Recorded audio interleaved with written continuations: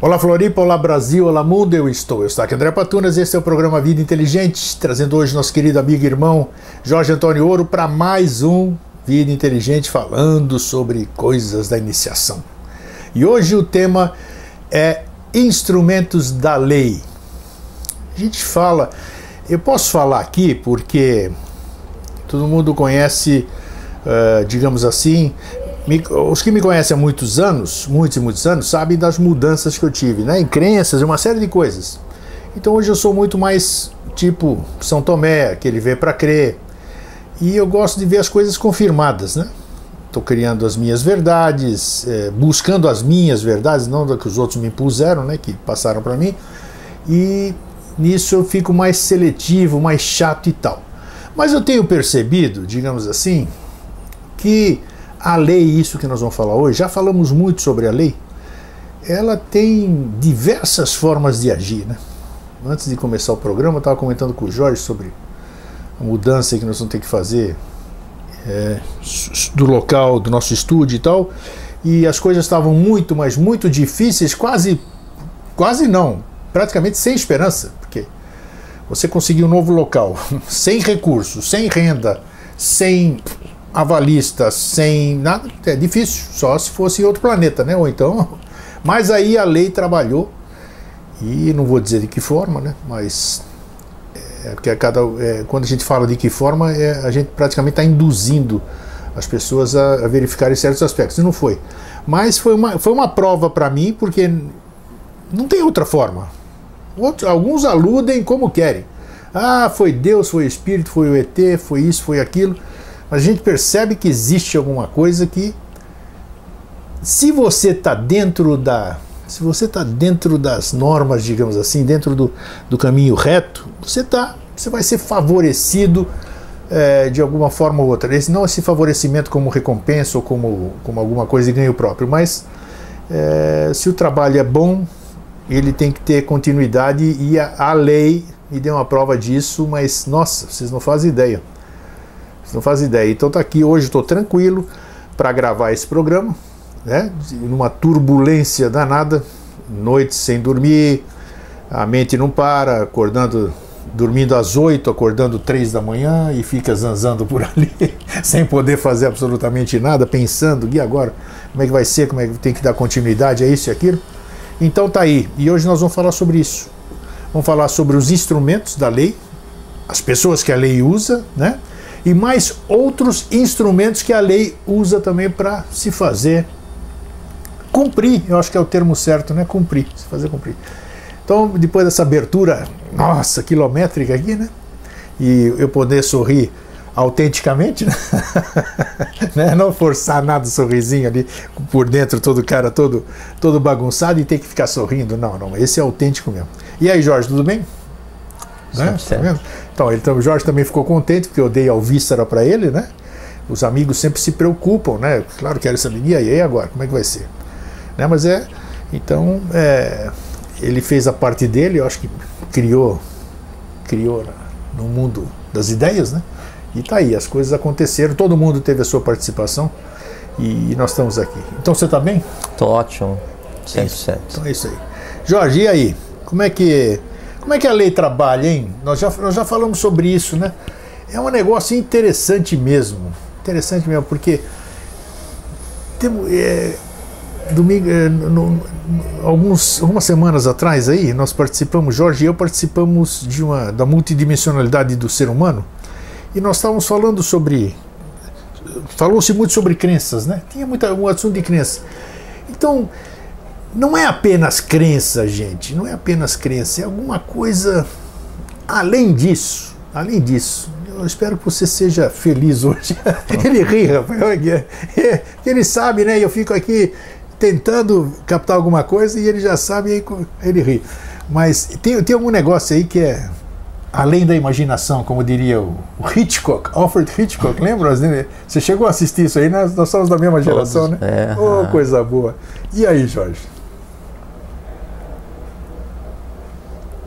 É muito importante e interessante ouvir você falar que isso daí não é só crença, a lei é alguma coisa. Quando você fala assim, isso não é só crença, a lei é alguma coisa a mais, daí você está assim naquele limiar da visualização, sabe? É verdade. Porque geralmente a crença é pura e simples, ela serve como um véu, né? Porque a crença, quanto mais sedimentada, mais ela mergulha em direção ao astral, né? Porque você começa um pequeno entrelaçamento e aí vai se entranhando, né? Se entrelaçando cada vez mais com aquilo que você acredita. E aí isso se de início havia um ponto de razoabilidade, ele é abandonado e tende em direção ao emocional, ao astral. E quanto mais mística ou quanto mais devocional é a crença, mais perto da Terra você está, mais perto da superfície, que assim, mais baixo do astral você está. E a lei, óbvio, ela começa quando termina a crença, quando termina a razoabilidade, quando a razão, né? Daí quando você entra no mundo da intuição ou no mundo das ideias, daí que você começa a conceber o quão abrangente, né? O quão preciso e o quão atomicamente microscópico é o mecanismo da lei. Às vezes a gente se revolta ou não entende o que está acontecendo, mas seria a mesma coisa da revolta do peão no tabuleiro, né? Ele está impaciente porque ele está muito tempo sem se mover, né? Mas só que quem compreende o jogo e quem está pensando o que fazer até para preservá-lo é o jogador. Sim. Né? O jogador é a lei, né? E o mundo material é o tabuleiro e os peões somos nós, né? A gente cumpre o nosso papel e serve como um veículo, um instrumento para que daí então a lei chegue no seu desiderato, no seu objetivo, que é o vencer, né?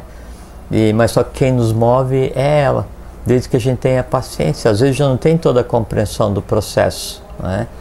Mas a certeza que há um mecanismo agindo, isso é que nos dá tranquilidade para que a gente consiga se sentir. Outro dia a gente falou que o professor usava esse aforismo, né? Eu sou apenas mais um de tantos. Então, quando você tiver essa tranquilidade que você é apenas mais um de tantos, né? Aí você passa a acreditar que a lei ela é justa e perfeita. Ela Foi sabe a frase que eu usei quando eu consegui. Eu compartilhei porque eu pedi ajuda na internet, né? Eu falei, será que alguém conhece? Então, sim, eu vi. E aí aconteceu. Quando aconteceu, eu escrevi, consegui. A lei é justa. Foi exatamente esse o termo que eu consegui, a frase que eu coloquei. E você sabe, o justo e perfeito, os justos é perfectos, né?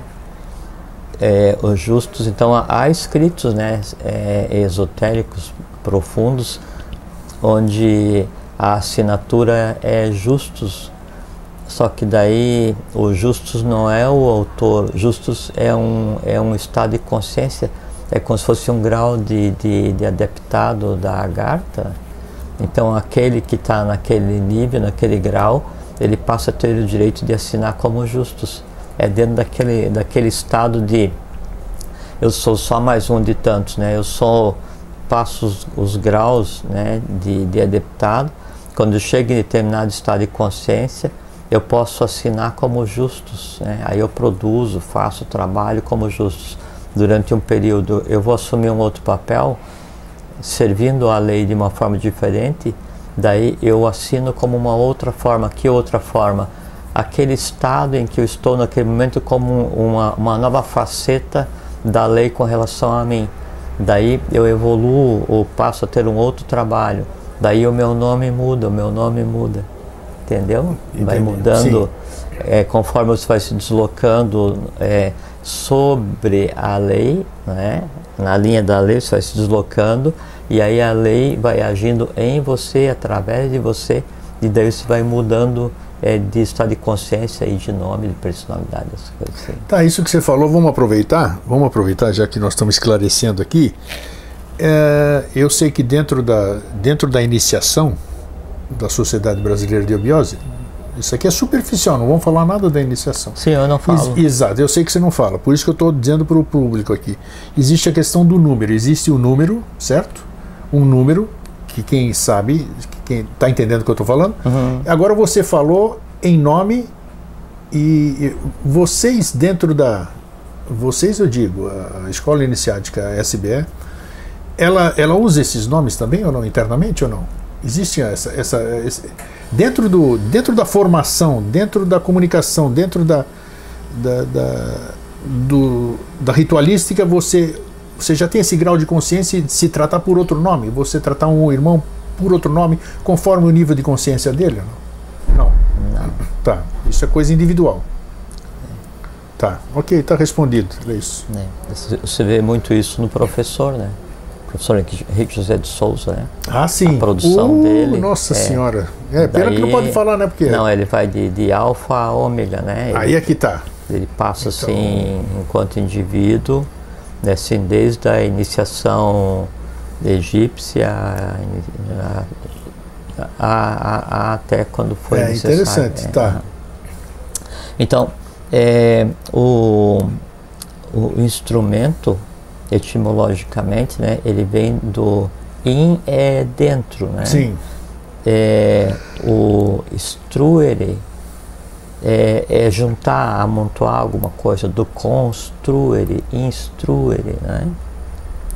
E o mento de instrumento, o mentum, é meio. Então o instrumento seria um meio de você juntar as coisas em um local, em um ambiente, ou no caso, dentro de você mesmo. E é como se ele fosse um concentrador de potencialidades que te permitisse realizar uma coisa. Quando você vai, vamos supor, você toca violino, né?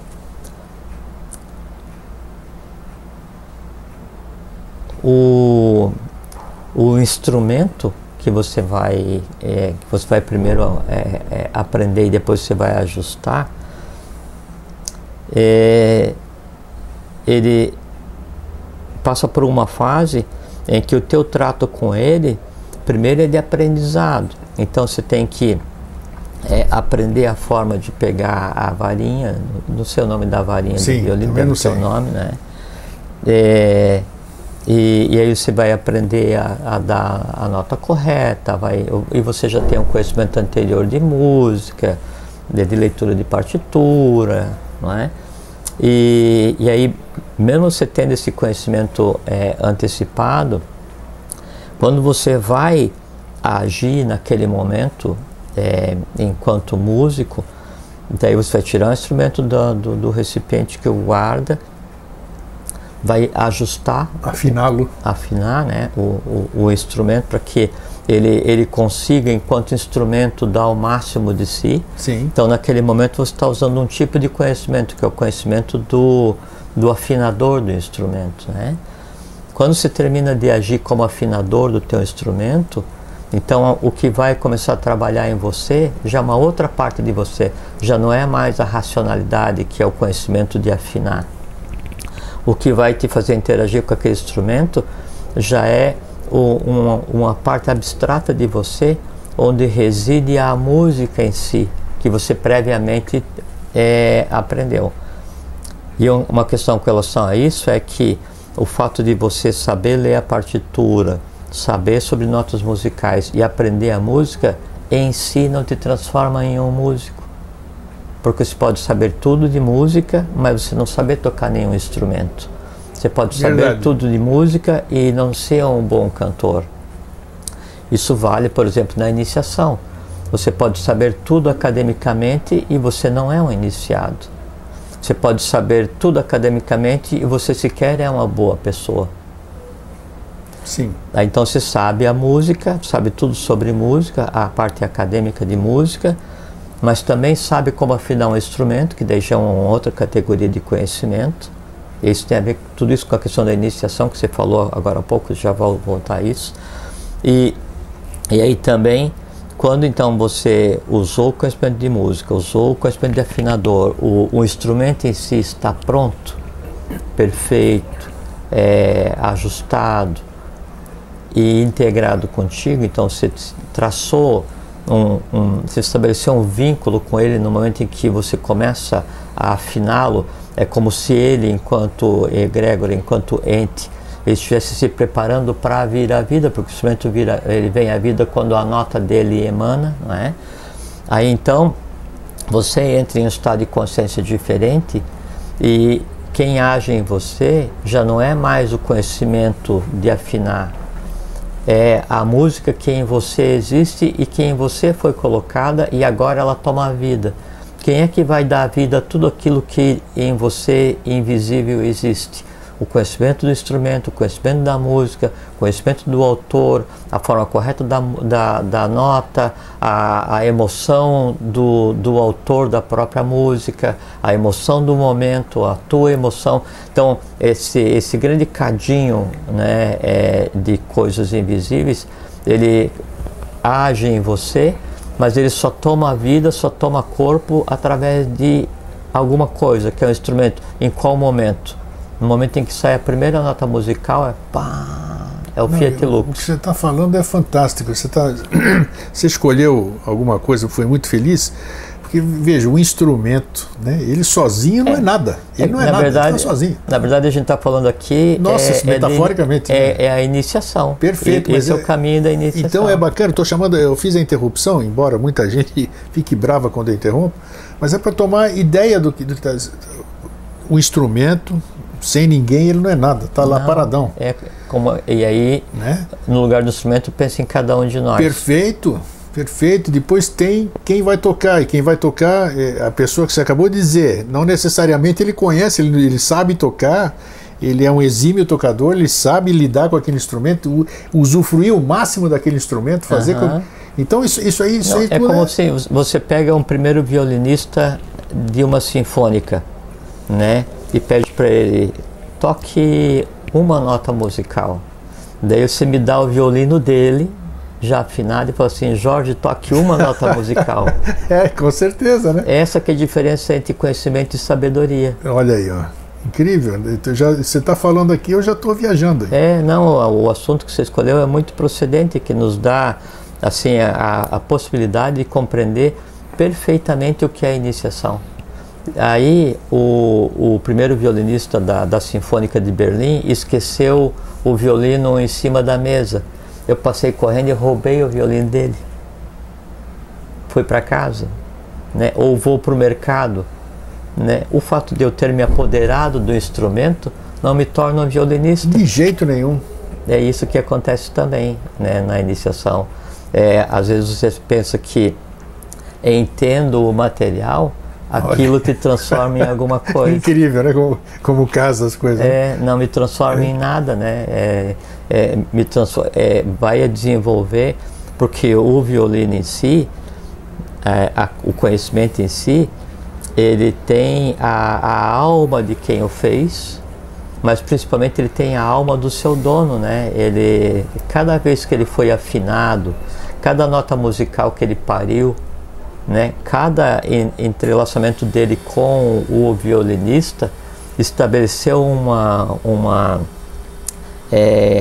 simbiose, um ciclo construtivo de troca de impressões, que não seria errado dizer que o violino é a extensão da alma do violinista, assim como o piano, né? E aí quando então aquilo é sacado, é afastado da vida do violinista, né? O elemental, o egrégora, né? O ser vivo que é o violino, que todo instrumento musical ele passa a ser um ser vivo, né? Ele passa a se revoltar pela distância dele com relação ao seu criador. E o seu criador não é mais o luthier, luthier é o fazedor, né? Sim. Então não é mais o luthier, mas é o quem lhe dá a vida, que é o violinista, né? É o musicista. Daí, então, o afastamento do conteúdo com relação ao musicista causa revolta no instrumento, né? E ele se nega a conversar com quem o possua de uma maneira desonrada, né? E aí a produção é zero. Agora, se a gente considerar que cada um instrumento é um ser humano, que o luthier é o próprio manifestado, né? Ou Deus, se queira dizer, que é quem compõe cada um de nós, e que o violinista ou o musicista é o eu superior de cada um. Então, quanto mais afastado eu, instrumento, estou do meu eu superior do musicista, maior é a minha revolta e mais inútil eu me sinto na vida, porque totalmente desafinado. Eu não emito uma nota musical que preste. E quando emito, está desafinado. Não, nada que preste, são ruídos, são desarmonias. Sim. Por quê? Porque através de mim não fala a alma do musicista, através de mim não fala a voz do meu eu superior. Essa que é a relação do ser humano com a lei. Incrível, né? Quando a gente fala em lei, a lei é um nome que me agrada muito mais hoje, né? Hoje. A gente tem que falar sempre da temporalidade, claro, hoje, claro. Agora. Lei, para mim, ela é a melhor definição do que a maioria das pessoas, do que 99% da nossa população aqui chama de Deus, né? Antropomorfizaram. Quando você fala lei, você não está antropomorfizando nada e você está tendo uma condição melhor de entendimento. Porque estou conseguindo ser claro? Perfeitamente. É como se a lei, grego, do ponto de vista esotérico, né, do ponto de vista de iniciação, a lei fosse o espargimento da divindade. A divindade ela se multiplica e se estratifica, se cristaliza, agindo na matéria através do que a gente considera, a gente pode chamar de lei. E o que a lei faz? A lei estrutura hierarquias, dá direcionamento para as hierarquias, estrutura a matéria, permite a matéria evoluir, né? A lei ela se expressa em dharma, adharma, karma. Então todo esse mecanismo que rege a própria evolução é o que a gente chama de lei. E isso altera de acordo com a necessidade e o meio, né? Com assim, o tipo de público para o qual eu vou tocar, o instrumento que eu estou usando agora, a agudeza ou a profundidade da nota que eu vou tocar, o autor que eu vou escolher, isso é essencial no trabalho da lei, e aí varia de acordo com o momento, né? E chega a um ponto assim, dessa variante do que seria essa manifestação e essa relação do instrumento com a ideação, que pode ser assim, desde da minha incapacidade de expressar um conceito abstrato de compreender a vida ou de me comportar como ser humano, até, isso a gente não conversou aqui nunca, a realidade de que nos vários universos distintos o próprio tempo ele é diferente. O tempo, enquanto medida de expansão da matéria, ele só vale para nós, né? Nos outros, a própria medição ela é separada. Tudo isso é manifestação da mesma mão e um instrumento. O que muda é o instrumento. O que muda é a profundidade, assim, é a melodia, é a harmonia, é o ritmo, né?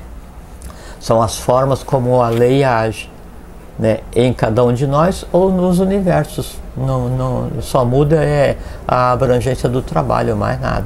Agora, uma coisa que é importante a gente lembrar, então assim, o nosso corpo físico, ele é um instrumento através do qual vai agir, né, um musicista, né, vai agir alguém que vai fazer vibrar. E por isso que tem aquela analogia que o ser humano ele é como se fosse a vina ou vinha de Shiva, onde ele tem 3 cordas que são entoadas. As 3 cordas são Ida, Pingala e Sushu, né? Conforme você as faz vibrar, você é ouvido, às vezes nem por você mesmo, ou às vezes você é ouvido no universo inteiro. Então você é que sabe a amplitude do som que você vai produzir. Mas o corpo humano como instrumento, esse ser vivo como instrumento, ele depende sempre de quem esteja no controle, não é?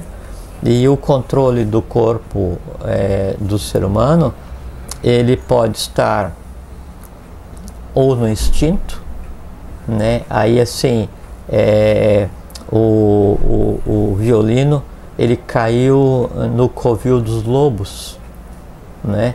Aí os lobos, aquilo cai e faz um barulho, como fez um barulho e é uma coisa desconhecida, tudo que produz som e é desconhecido, para o ignorante significa ameaça, medo. Então ele vai atacar. Aí os lobos vão atacar o violino, né? E ao atacar o violino, aí vão meter os dentes nas cordas e vão morder a madeira, vão produzir tudo que é som disforme, até que os lobos destruam o violino. Isso que acontece quando quem rege a nossa vida é o instinto, é aquela parte mais primitiva que existe em cada um de nós. Você acha que o instinto ele é sempre coisa ruim? Não é que é coisa ruim, é que o instinto ele não tem emoção, não tem lógica, não tem intuição, ele é o que é. É com a questão, aquela história que a gente sempre conta aqui, tantas quantas existem entre o sapo dando carona para o escorpião para atravessar. Sim, claro. Isso que é o instinto. Aí o escorpião que matou o sapo e morreu junto, ele é bom ou ele é ruim? Ele não é nada. Que você falou no programa passado, por exemplo, exatamente isso. Por exemplo, eu estou vendo alguém se afogar, lembra que você falou disso aqui? Aí eu pulei por quê? Por instinto. Mas não o instinto de salvar um semelhante. Então, é porque a função da emoção é sempre ser senhora do instinto. Tá. A função da razão é sempre ser senhora da emoção. Tá. A função da intuição é sempre ser senhora da razão. Quando houver essa hierarquia, então haverá um momento em que o instinto seja autorizado a agir, o instinto de sobrevivência. Certo. Isso é justo, é lícito, né? Haverá um momento em que a ação seja autorizada a agir, a supra-emoção, o amor fraterno.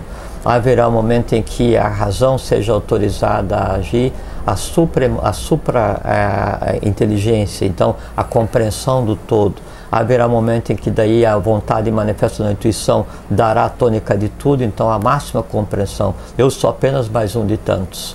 Então, se há essa ordem, se há essa hierarquia, tudo funciona. E o que é uma ordem, o que é uma hierarquia? É um código de linguagem. Quando a intuição fala, a razão ouve. Quando a razão fala, a emoção ouve. Quando a emoção fala, o instinto ouve. Se não há esse código de linguagem, o instrumento ele fica sem pai nem mãe, ele fica sem um uso adequado. E aí haja aquele que grita mais. Quanto mais próximo da superfície, sim, maior a capacidade de gritar, mais alto se grita, mais apto se é ouvido, né? Porque assim, é como se fosse assim, quanto mais baixo astral, maior a gritaria. Quanto mais elevado o plano na mente abstrata, rumando à intuição ou ao búdico, né? Mais paz, mais tranquilidade, mais se sussurra. Chega um ponto em que a comunicação sequer tem voz, onde se comunica, se conversa, se entrelaça mentalmente, sabendo tudo, sendo tudo, emitindo um som, já não mais um som físico, emitindo um som que se propague no universo como um todo. Quem vai decidir então o musicista que vai empunhar o instrumento naquele momento, é a briga ou a disputa interna que existe em cada ser humano, né? E que aí vai desde o instinto mais primitivo até o eu superior se manifestando permanentemente. Daí vem a questão que você falou antes da iniciação. Sim. Que é aqui nas conversas que a gente tem tido, a gente se reserva o direito, tem se reservado o direito de não contar segredos, né? Até porque os segredos não adiantariam nada, porque se eu jogar dentro da jaula dos lobos o violino e uma partitura, as duas coisas vão ser devoradas da mesma forma, sem efeito nenhum. Destruir o violino, destruir a partitura. A partitura é o conhecimento reservado, que me dá a compreensão de cada nota. até que o musicista, até que o ser humano, ele consiga ele mesmo compreender a nota, ele desenvolver o ouvido absoluto para que a nota em si haja, e aí em agindo nele, desperta a contraparte humana daquela nota divina externa, que nele existe. Nesse momento, tudo que nele vibra é igual à nota em si. Aí ele tem o código de linguagem para conversar com a música. Você está falando e me vem à mente Beethoven. Como é que um ser humano surdo consegue fazer isso? Me explica. É porque é incrível, né? É incrível. Para nossa mente abstrata, concreta, que eu quero dizer assim. E é muito interessante, porque assim, exotericamente ou profanamente, se diz que Beethoven musicou os seus desamores, as suas frustrações, né, aquela coisa toda. Mas isso é uma abordagem assim meia cruel, né? Não é isso.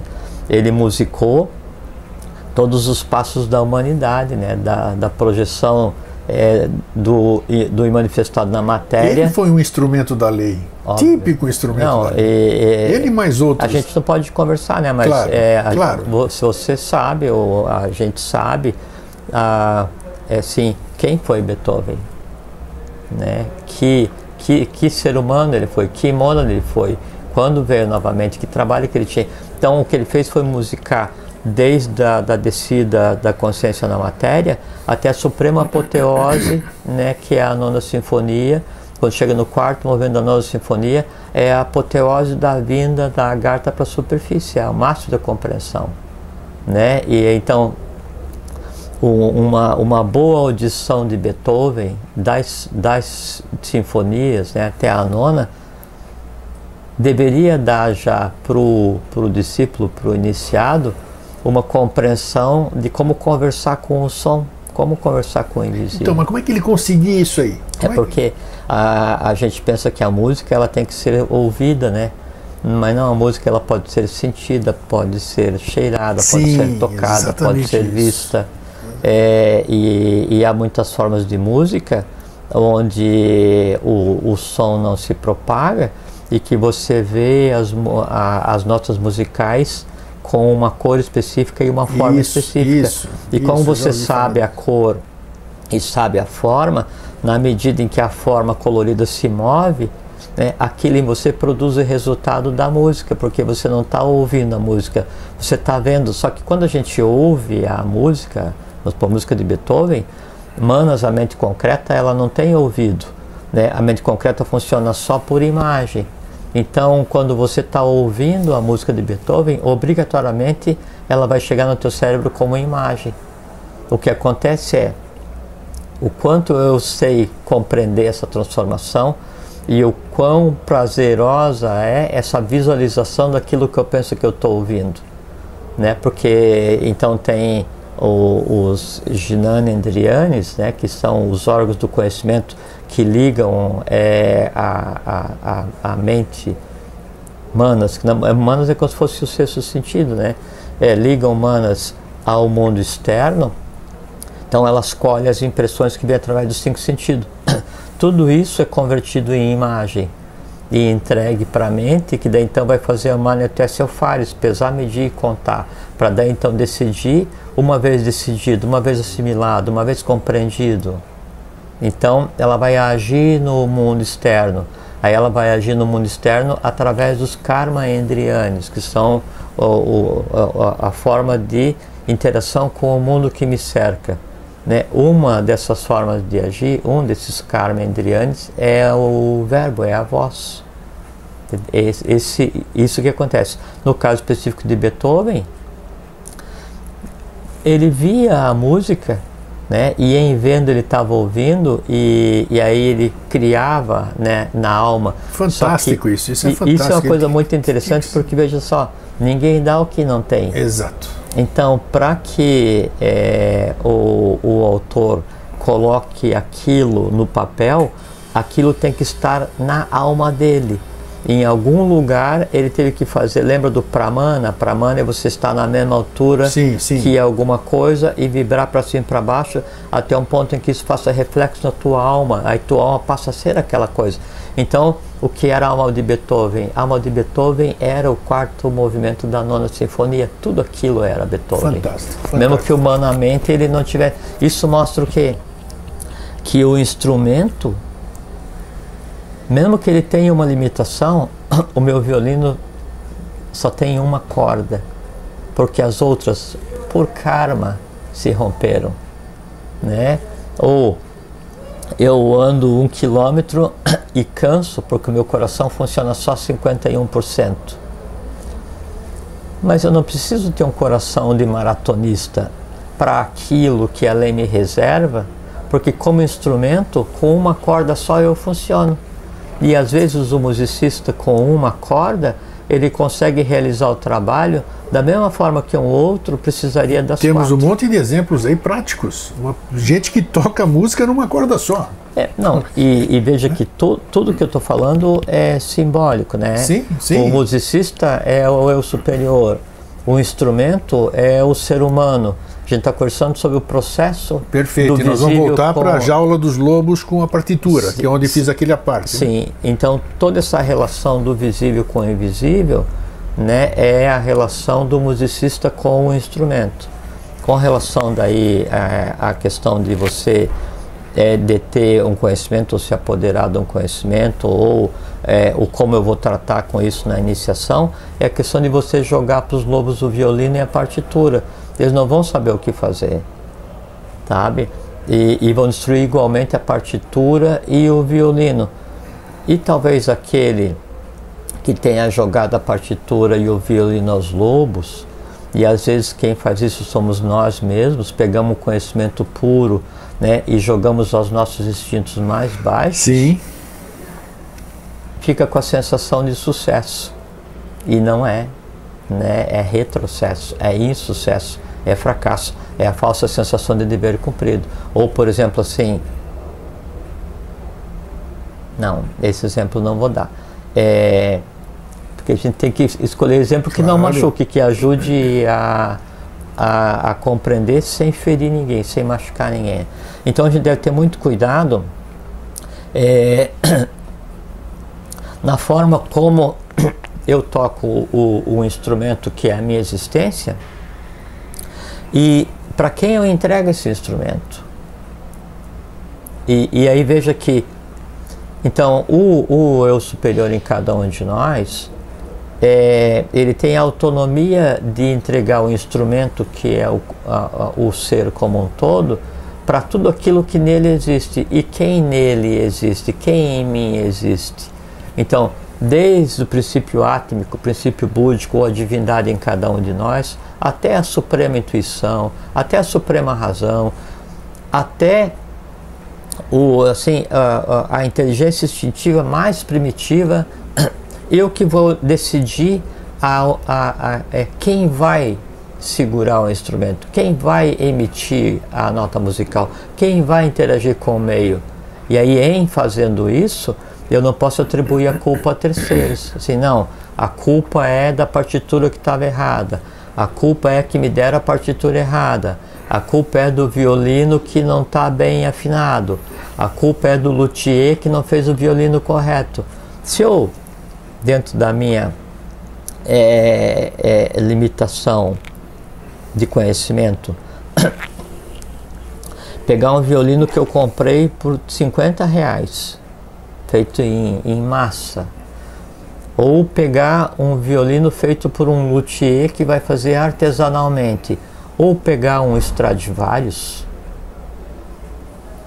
o violino em si, o instrumento em si, ele só passa a fazer diferença a partir de um certo nível de conhecimento que eu tenha.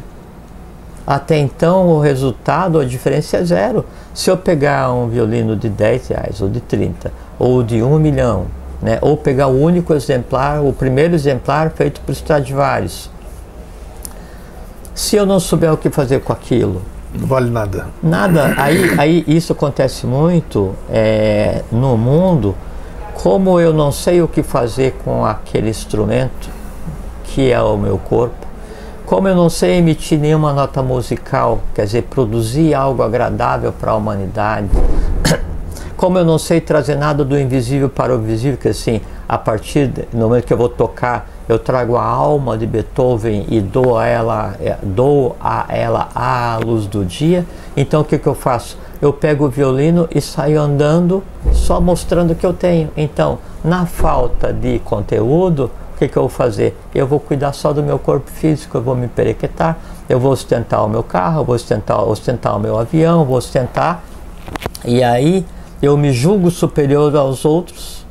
Quando aquele que tem um violino que foi encontrado no lixo vai tirar dele uma nota musical 1000 vezes melhor do que eu que uso o violino só para me exibir.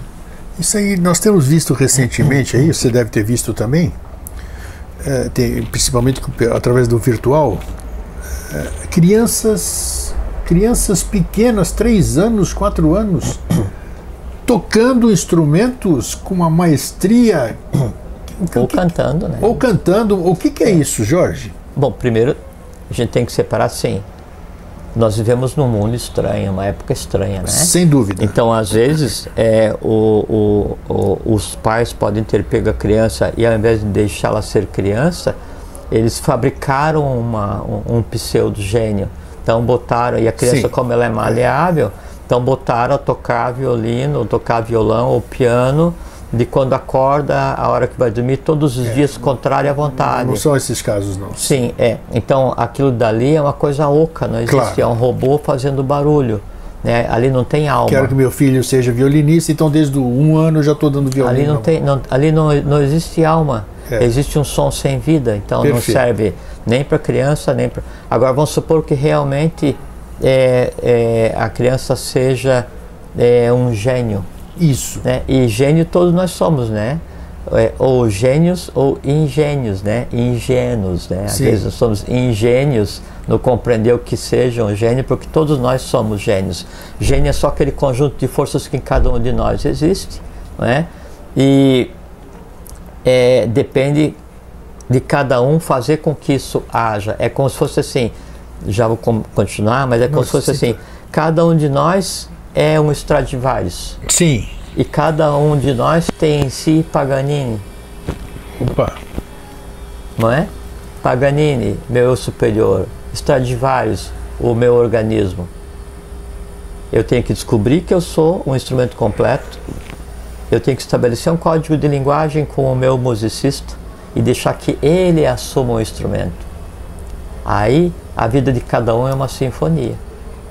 Voltando à criança então superdotada, ou a criança... Ela vem com conhecimento musical. Sim, isso geralmente acontece assim, quando se morre e aí se nasce logo em seguida, e isso acontece algumas vezes, o tempo entre uma existência e outra é muito pequeno, e aí aquela existência anterior está ligada à mesma mônada de forma diversificada, parte daquele conhecimento não é perdido, ela vem e se propaga. Primeira alternativa, né? A segunda alternativa dessas alternativas listas, segunda possibilidade. A segunda possibilidade é que aquela criança seja parte de uma mônada de um deles. Perfeito. Isso, né? Que aí, tão simples quanto respirar é produzir beleza. E aí pode ser música, pode ser arte, pode ser escultura, pode ser exato. Qualquer coisa, né? É assim que funciona. Tá, eu tenho uma pergunta aí que você quer complementar com alguma coisa ou não? Não, só que a iniciação, então, ela é isso. O Platão dizia que o iniciado, quer dizer, aquela pessoa que se dedica ao bem, ao bom e ao belo, ele é o maior dos musicistas, o maior dos músicos, porque ele não gera o som com um instrumento único, ele não gera um som. Ele em si é um instrumento, todo o corpo dele vibra a música, vibra o conhecimento, vibra a sabedoria, e isso está ao alcance de cada um de nós, ou de todos nós. Muito bem, falamos do instrumento, falamos do tocador, falamos de tudo. Por que o público que assiste é tão pequeno ou tão seleto? Na verdade é assim, né? Porque você vai numa sinfonia... A resposta você já tem, né? Não, você vai numa sinfonia, Não, mas eu posso ter, mas nós estamos aqui no... Nós vamos numa sinfonia, eu ia muito com meu pai, e isso é bacana, me recordo e nunca vou esquecer, né? Porque eu ia no Teatro Municipal todo domingo, ele me levava, assistíamos aqueles balés, aquelas orquestras maravilhosas, mas dentro de uma cidade de São Paulo, gigantesca já naquela época, ou hoje a mesma coisa, você vai lá, tem 300, 400 pessoas, digamos assim, né? Por que E aí você faz uma festa perfeito, com outro tipo de música e dá 40 mil pessoas. É isso aí. Mas essa é a humanidade. Então, por isso que eu gostaria que você falasse a respeito.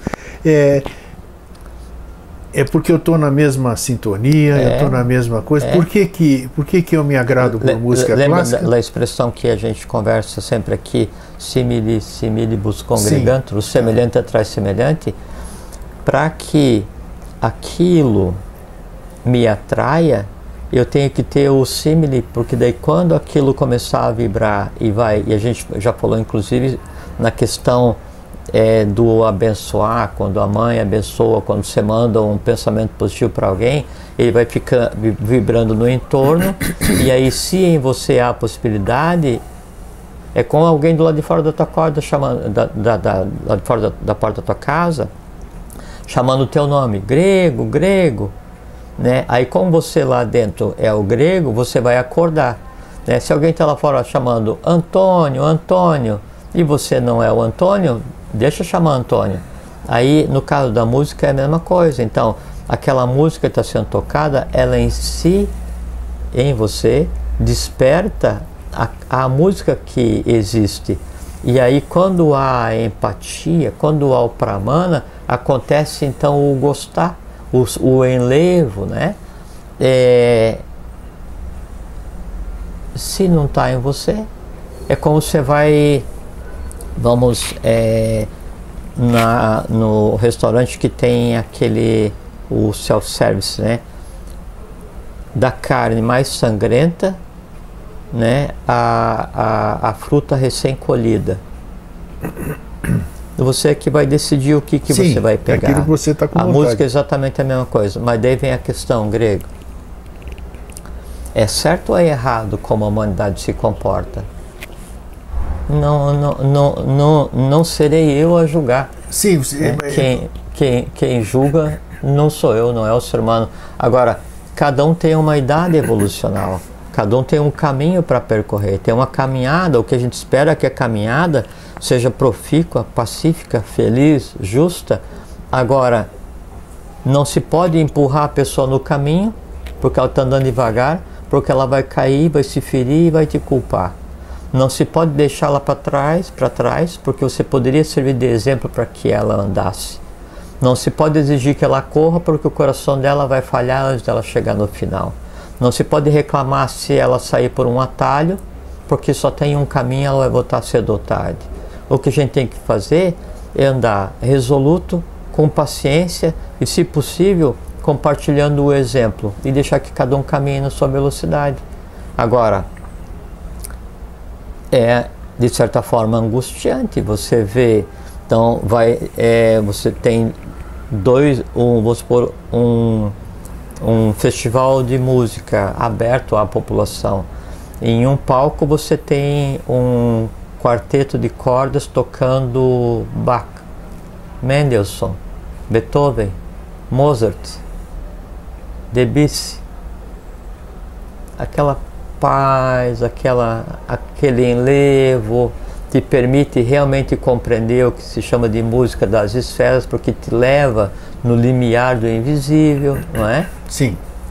E no palco distante tem a gritaria. Você tem 10 pessoas aqui, 100 mil pessoas lá. A essas 100 mil pessoas gritando junto com os malucos que estão no palco gritando, quer dizer assim, é um violino sendo tocado pelo instinto, gerando uma coisa que não é música, é só barulho. Aquilo passa a se sobrepor ao outro palco, porque são dos lados. Muito bem. E passa a atrapalhar. Sim. Vírgula. Desde que você não reconheça naqueles doidos o direito de ouvir doidice. Se você reconhece que eles têm o direito de ouvir e você compreende que é porque aquele barulho, que não é música, está na alma de cada um deles, então você consegue abstrair e ainda prestar atenção nos músicos, mesmo que o barulho seja tão ensurdecedor que você consiga ver só o movimento do músico. Sim. E não chegue em você nenhuma nota. Aí você abstrai do ruído deles e você contempla a beleza do músico tocando a música, porque você sabe que o músico está emitindo um som maravilhoso que não está chegando em você por conta da humanidade. Só que te compete também ajudar a humanidade. Então, tudo é questão de o que você vai usar para analisar, qual é o teu nível de compreensão, qual é o teu nível de paciência e qual é a tua disposição para contribuir para que alguns do barulho venham aqui no palco, pelo menos para ver os músicos, ou pelo menos fiquem intrigados. Puxa, nós estamos aqui do lado, chutando o pau da barraca, tocamos fogo na lona, trancamos a porta que é para morrer todo mundo, né? Que assim, é o mundo de hoje. Como é que esses caras ainda estão em paz aí do lado? Fiquei intrigado, eu vou sair dali e por curiosidade eu vou vir para a iniciação, só para ver, puxa, mas o que tem aqui que esse cara consegue ficar quieto mesmo com essa bagunça? Ele vem, não compreende e vai embora. Vem o outro, não compreende. Só que desses todos que por curiosidade venham ver o silêncio, contemplar o silêncio que é a música em si, alguns vão ficar. Vai chegar um momento, Grego, em que a quantidade de pessoas que daí estão no palco da música clássica, estão na iniciação, é igual ou maior do que aqueles que fazem barulho. Daí a coisa vai se inverter e a música que vai emanar daqui, né, e o silêncio que vai emanar daqui, ela vai se sobrepor à bagunça, vai se sobrepor ao ódio. Assim, por exemplo, o bem, ele não combate o mal, mas a propagação do bem em si combate o mal. Veja que é um combate indireto. Então, esse exemplo de quem está ouvindo a música clássica, ele passa a se sobrepor ao barulho. Nesse momento, a lei se fez para todos, não porque mesmo quando aí for o contrário, tiver 10 fazendo barulho e 99.990 ouvindo a iniciação, ainda assim tem 10 fazendo barulho. E aí a gente pergunta, está tudo perfeito e acabado? Não, por quê? Porque tem um que ainda não conseguiu. E enquanto um não conseguir, a gente não pode dizer que a humanidade inteira conseguiu. Então a gente tem que pegar, vamos fazer o quê? Alguém daqui, mesmo sendo super agradável estar no ambiente da iniciação, mesmo sendo super agradável estar ouvindo a música clássica, eu vou me doar, eu vou sair disso que me dá satisfação e vou até o mundo do barulho para tentar passar a mensagem que isso aqui pode ser considerado como uma realidade. É o descer do céu ao terceiro dia, né? É o que fez o Joshua após renascido, né?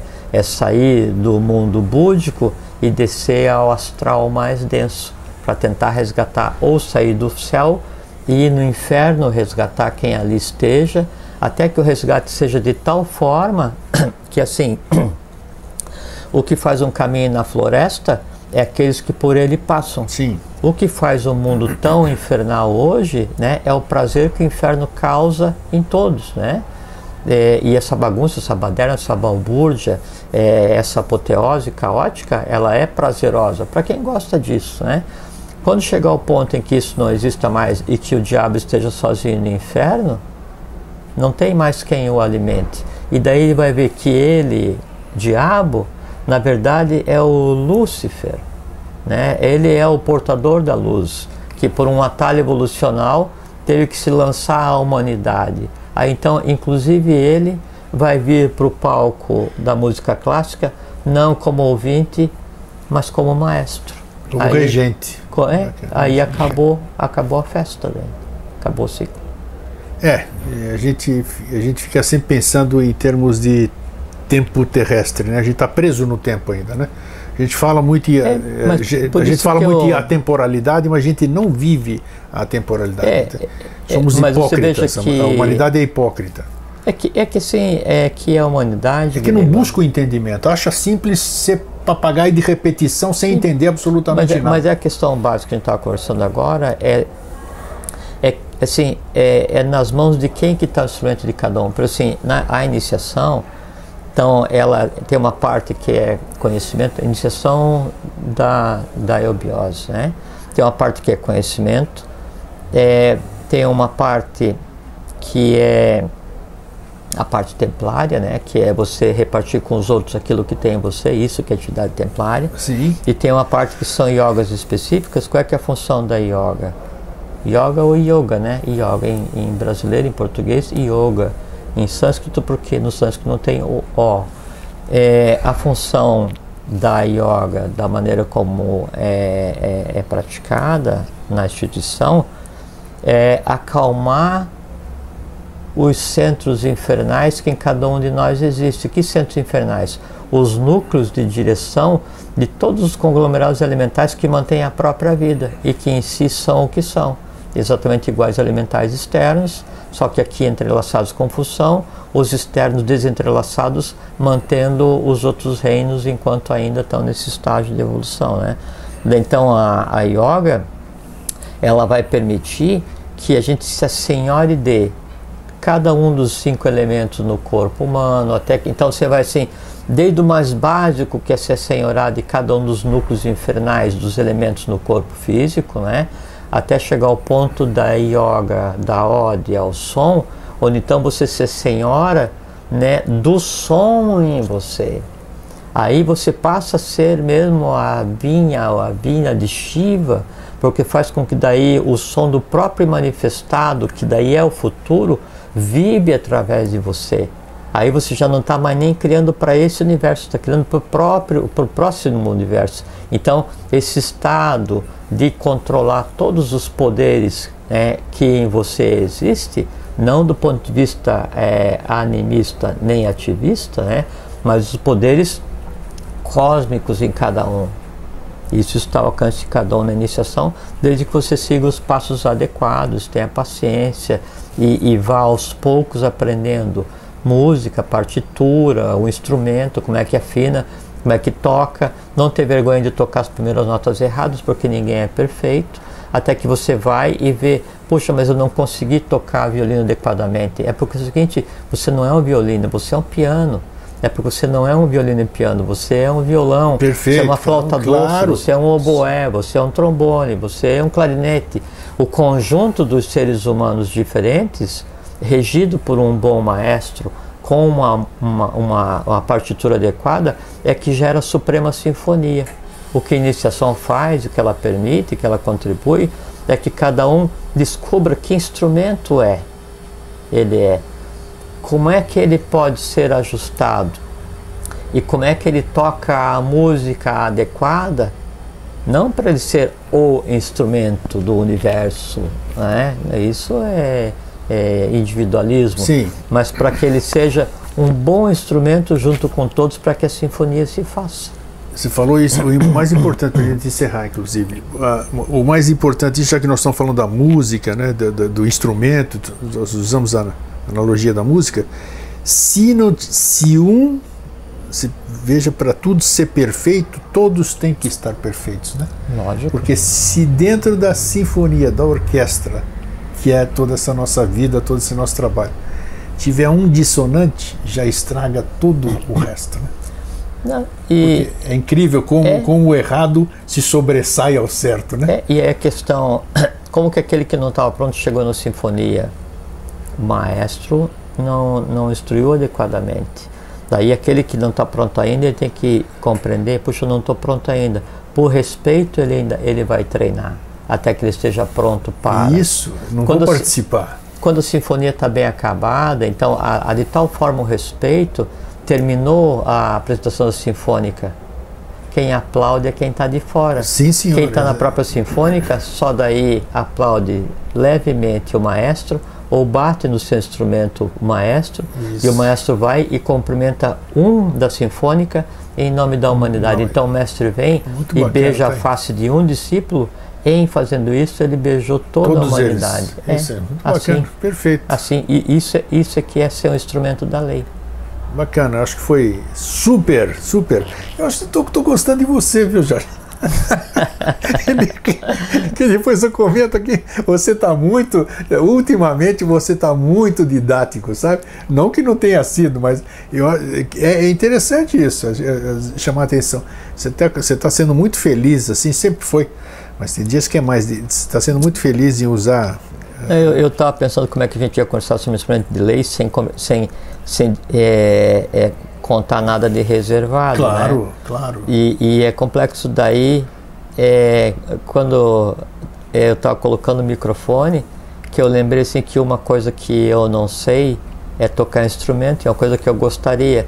Daí se é uma coisa que eu não sei, eu gostaria, então por que não conversar sobre isso? Perfeito, daí eu escolhi agora sobre o que então conversar. É isso, é esse colocar, a lei é assim.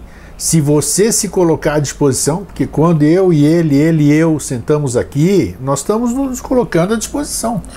Então, e o que colocando à disposição, o mundo das ideias está à nossa disposição, tudo está à nossa disposição e nós nos servimos desse grande banquete de sabedoria. Se um instrumento ele está afinado e ele em si tem consciência disso, né? Daí chega um momento em que ele não é nada, ele é só a alma, a parte mais elevada da alma do músico se manifestando.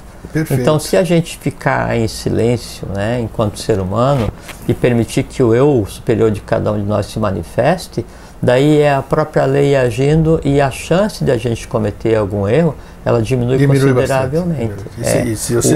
O importante é só que a gente desenvolva um código de linguagem para que daí o instrumento entenda que ele está sendo seguro pelas mãos do musicista, né? Que o musicista respeite o instrumento, porque o fato dele ter em si toda a partitura e todo o conhecimento de música, sem instrumento ele não é nada. Não é porque nada. Ele não pode manifestar a música. A divindade ela não consegue interagir no plano mais denso, senão através do ser humano. Perfeito. E o ser humano não consegue fazer música se não tiver a divindade. Então, ou em conjunto... Um precisa do outro, exatamente. Esquece. Isso aí. É isso que é a iniciação. Esse é cada dia mais feliz.